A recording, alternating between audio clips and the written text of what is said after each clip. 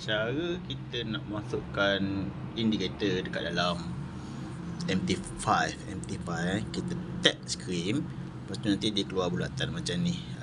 Cari yang dekat bawah tu, dalam bulatan biru ni, bawah tu ada macam ular tu sikit. Ular tu kan sebelah tambah, sebelah MN tu, tekan yang macam ular tu. Okay. And then kita akan nampak kat bahagian atas sekali tu F plus tu tekan. Okey, tengok balik atas sekali sebelah kanan F plus tekan. Okey, bila tekan ada senarai indikator yang kita boleh pilih. So kita ambil lah, contoh kita tekan envelope, and then kita pun save. Kita save, jadi dia pun ada lah dekat dalam ni envelope. Okey, kalau kita tengok contoh macam sekarang ni ada banyak indikator dekat dalam. Kalau kita tekan pada mata tu jadi pangkah macam tu, tengok daripada moving average tu moving average atas sekali tu kita tekan. Okey, so dia akan hilang dalam chart. Dalam chart dia akan jadi tak ada dah. Contoh saya tutup semua. Jangan pening kalau tengok wah ada banyak, tak apa, kita tutup semua. Tengok chart dah jadi kosong. So bila kita nak pakai, contoh kita nak pakai MA, kita pun tekan je lah balik. Tak payahlah kita nak delete masuk, tak payah. Buat macam tu je. Okey bila kita buka, kita nampak balik indikator.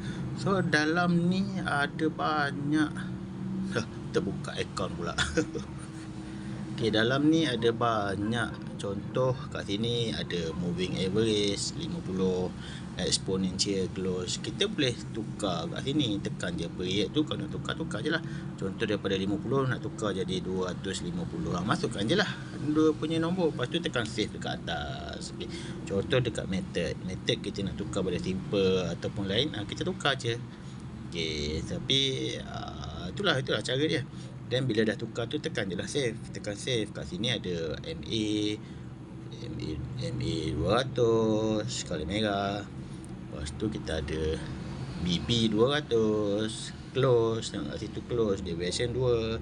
Dan kita ada BB 20. Lepas tu kita ada RSI 5, apply to close. Dan kita ada stochastic 533, low high, price fix, simple method.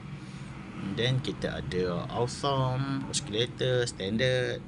Dan kita ada MACD standard. Dan kita ada moving average standard. Standard default je. Default ni maksudnya kita tak perlu nak ubah apa-apa pun parameter dia. Contoh kat sini period lah, apalah, kita tak perlu nak ubah pun, masuk je.